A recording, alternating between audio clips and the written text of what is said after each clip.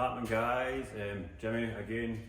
Today, well, pretty obvious, like I had an M52 out with a Z3 lying on the floor, and after the wee streaky just run engines on the floor, I thought I'd just figure out why not just show you how to wire one of these up on the floor.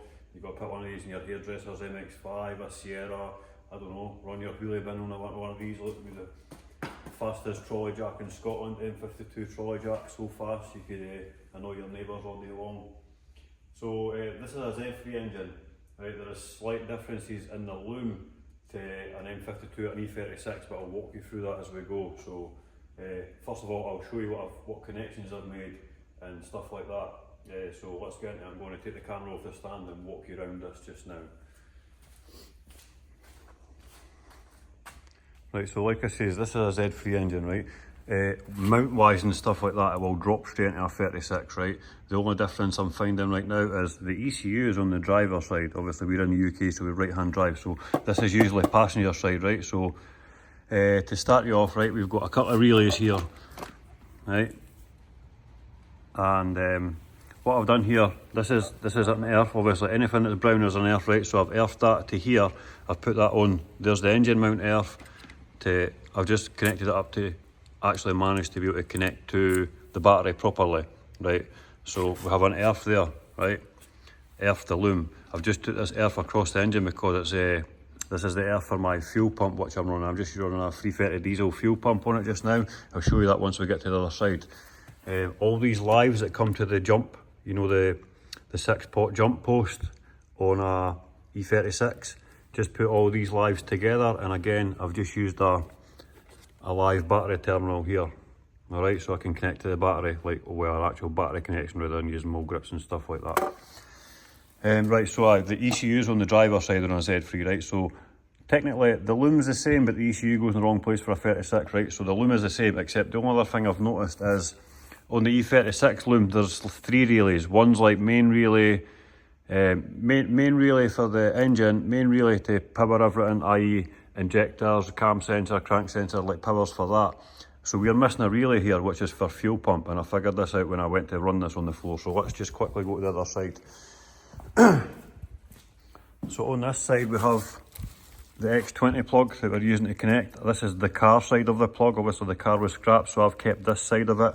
Didn't worry about this one, this is just cruise control and junk, right? And I have left myself, this is the live that goes to the relay fuse box to feed the car power. So the car has power to put windows up and doing key on and off, blah, blah, blah, all right? So why I've left this open is this is my power source to bring everything alive. So to get this engine running, all I have done, the basics to make it run, right, is pin 21 and pin 22 on the X20 plug.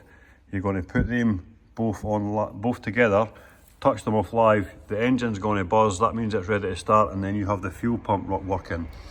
I did have this fuel pump, here's my fuel pump here, right, so 320 diesel pump.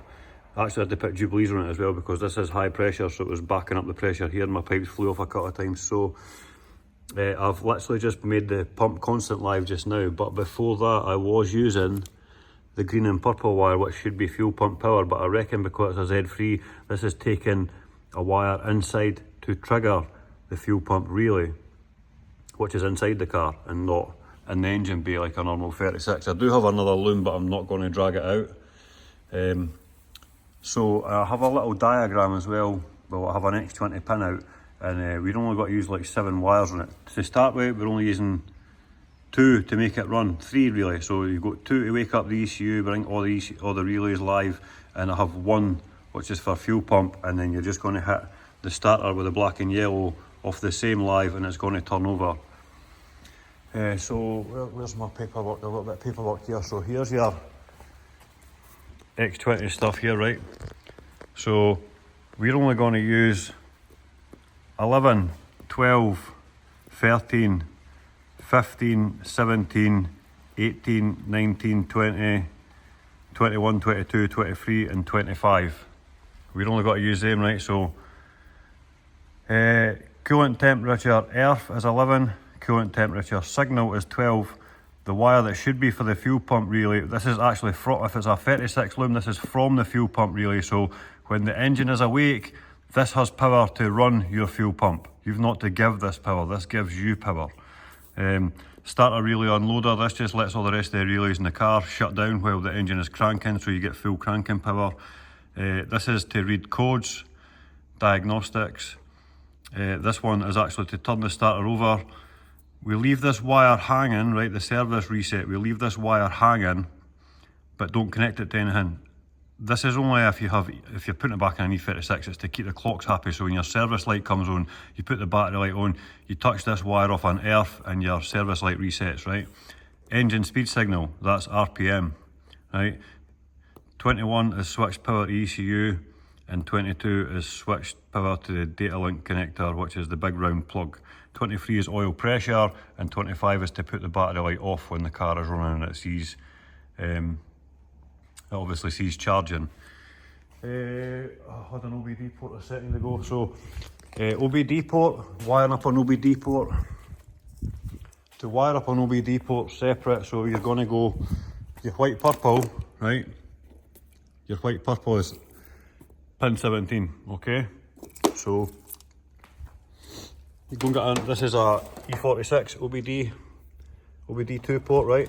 So we have pin 4 and 5. This is just an OBD port that I've made up for. If I got an E39, go to put a map on the ECU and it has the round plug, I'll just pin these into the round plug. I know which pins they go in, sort of thing, right? So we have pin 4 and 5, both earth, right?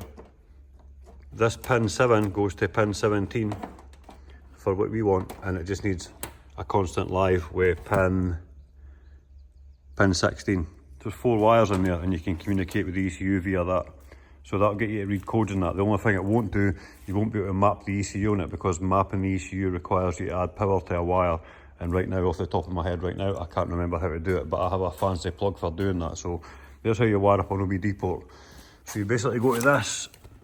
I would have to pin this back again too, because it's been a while since I've done it, and you see something like this. Just go one into there. I'm not connecting these the right way, I'm just showing you for instance, right? These are just pins at another plug. So let's just say that I've put them in the right place. There you go. OBD port, that saves you using a round plug. So that saves you buying the round plug sort of thing.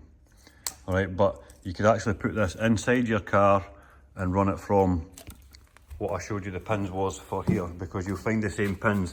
You can basically earth inside your car, constant live inside your car, and just pick up this white purple from here, which is also got to be found in here. The rest of them you can depin in here. I've showed how to depin these in my other videos, but I'll quickly go through it again after we get to, I'll probably just fire it up now for you. So I'll go and connect the battery, and I'll cut the video just now. I'll get the battery connected and I'll come back. So I'm going to connect my battery, right? Live on, earth on, everything on. Nothing going to touch. I did run it yesterday, right, and I had this power steering pipe because I've not took it off the power steering pump. I had it sat up next to the exhaust, so it looked smoky, but it was only because the exhaust heat was burning the stuff on the floor. Right, so I have power, right, so all I'm doing from here is find my live, right, so this is my live. This is what's going to make me wake up. So this is going to, the engine's got to buzz when I touch this. And the fuel pump comes on, yeah? Engine buzzing. I'm disconnected, but it stays powered up for 10 seconds or something. Right, so, running, right? Starter wire.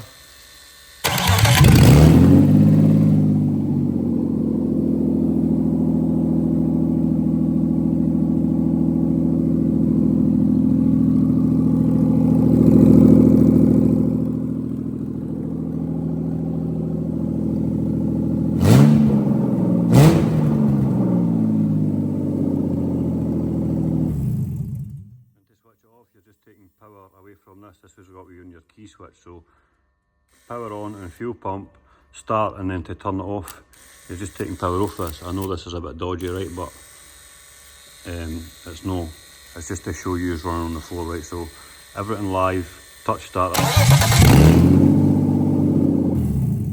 back off again. Simple, nice and simple. I've always fancied putting one of these engines in a Sierra, but the price of Sierras these days is crazy, man. So I'll just stick to BMWs. This engine is for sale. I got a Z3 that wasn't running. It turned out the chassis was immobilised, so I ended up doing this inside the bay to see that the engine ran. So I basically loosened this on the relay box. I put this up to it and I touched the starter off it. I had a Milwaukee battery powering the fuel pump for me, and I ran it about the yard, made sure it got up to temp and stuff like that, just so I knew it was a good engine. But yeah, it's a good engine. It's got 105,000 miles, hasn't ran for 5 years. I'll buy anything non-running. I'll get anything running. Any BMW sort of thing that's petrol. They're really basic. I mean, they can like run on 3 wires. Apart from that, you're only taking like temp, RPM, oil light, battery light, and so. Right, so I'll set up on a wee bench and I'll show you how to de-pin the X20 plug. And I have a diagram. There will be a diagram for, there'll be a link in the description that takes you to a Google document which I've already made up, it just shows you what pins need to be used for to do this. Right, so I'll go and set up my table and I'll show you how to de-pin this X20 plug to get rid of all the hairy strands and not have to cut stuff doing that. So I'll be back in 2 seconds, guys. Right, so X20 plug, car side, not the side that goes with the engine. This is the side for the car, right? So in here, oops, 2 seconds, I'll fix this. So in here, a small ring here in the middle, right? So push this anti-clockwise, and I'll get to the right tab, right? Push this anti-clockwise and it unlocks the pins. You hear it snap round? That's the pins unlocked, right? So from there, we can get rid of what's not used. So the numbers are pretty hard to see, right? So we're like 1, 2, 3, and I think that goes right round to 15 and you start going to the inside ring. So there's 16, no, it's 19, sorry. So where are we? If we stop at 15 there, we're looking for 16, 17, 18, 19, 20, 21, 22. So we need to get everything out of here. So we're only using, so from 1 to 10, from 1 to 11 can practically disappear. So let's just take a small, let's go for number 4. I did have a key for this, for to push the pins out, but I'll just use a torque just now just to show you. They just kind of snap out. They take a little push, like. Right, there's one. And pull out the back. So the lock is to hold it in, but it does still have its little clip sort of thing. So let's just go around the outside ring. So that was 4, so let's go for 5. 5. 6. 7.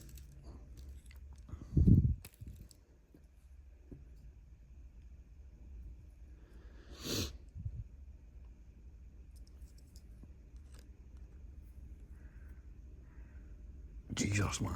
Some of them pretty tight, like.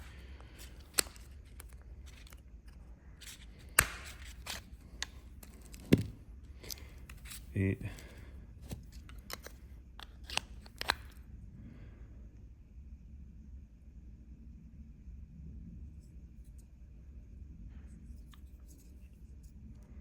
That was actually 9, so this one's 10. 10, right? So from there we're using 11. Using 11, 12.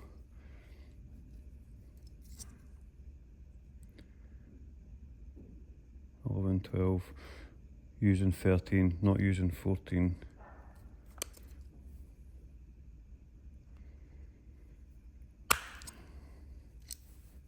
Using 15, and that's us into the middle row, so we're getting down already, and this is saving just, you know, like cutting the bottom of this off and leaving like a wire hanging. Just get rid of them. Just throw the pins away. And it'll look easier. See, once you might think wiring's hard, right? I never used to like wiring, believe it or not. Now I love wiring. I actually love wiring stuff up. And I used to be pretty scared of wires.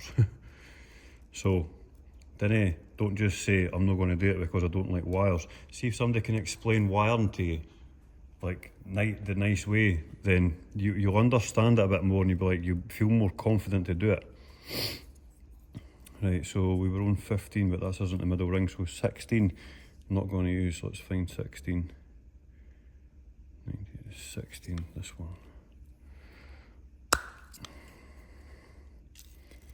Right, we're using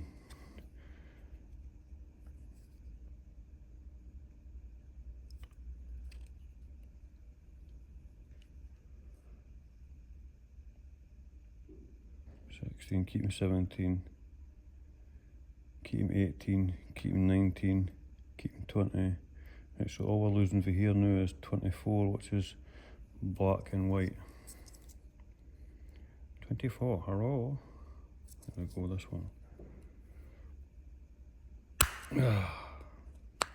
Tight pins then, like, they not falling out. Right, so once you're down to what you're down to, I think, so we use a grand total of 1, 2, 3, 4, 5, 6, 7, 8, 9, 10, 11, 12 wires.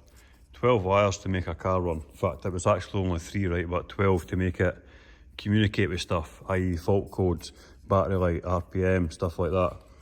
Right, so once you're finished, just come back to here, locate this tab, see it? And we've got to push it clockwise this time until it snaps into place. Let's try this side.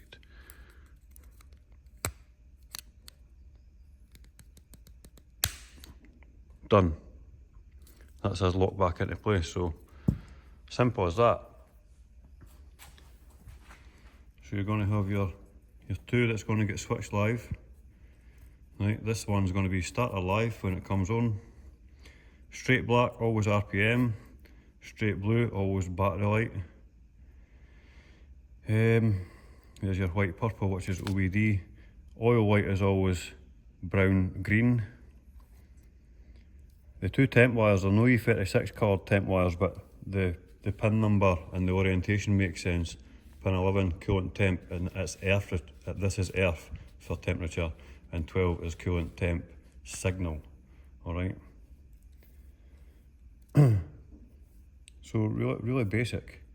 So at the end, so this is the pin 19. This is only if you had an E36, right? So you have the car switched on, and the clock's just saying service now sort of thing, right? So you put the battery light off, put it back on, come out and touch this off earth, so just a couple of settings, and then go back in, put the key off, put it on, and your service light is gone. Well, inspection light it is on one of them. But yeah, really basic. So I have a clean picture of this that's not been drawn. This is my diagram. I use this for making up like looms for to put M54s and stuff, and E36s that I do here. So I have a clean picture of this, and I have just at the top of it, I've said like basically pins used and the number of the pins, and this is also here in the middle of the picture, so you have a description of what stuff does.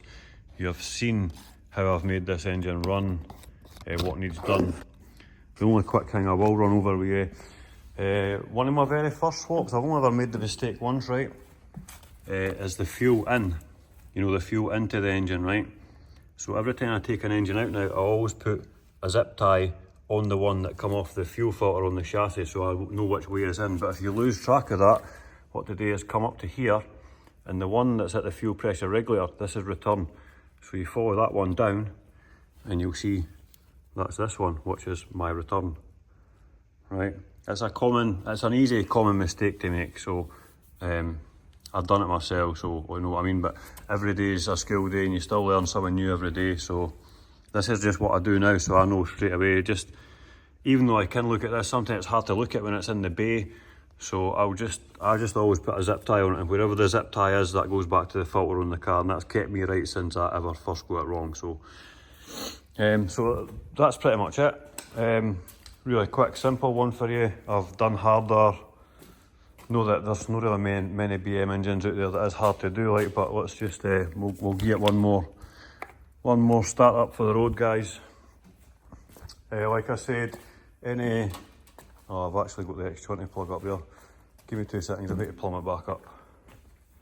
But yeah, any video I do, every video description, in the video description there's always a link to a Google Drive for any paperwork / documents that you guys need. So I'll just need to quickly connect this up. So If you don't know which one of these plugs to use, it's the one with most pins in it. You'll see this has like 20, say it's a 25 pin plug, right? There's only one pin missing from it. See on this one, it's for the cruise control and stuff like that. There's 4 pins in there. You can clearly see that there's only 4 pins in there. So we use the one that's got the most wires. Turn that until it starts to connect into place. Twist it together. And I'm going to put these together again. And there's my fuel pump.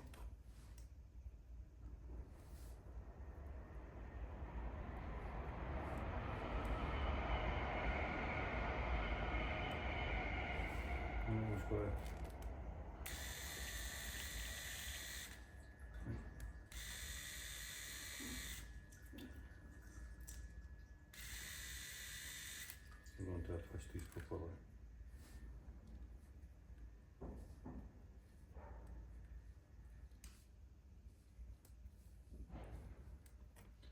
Stick them through the eyelets so they're live. Touch the starter, away we go.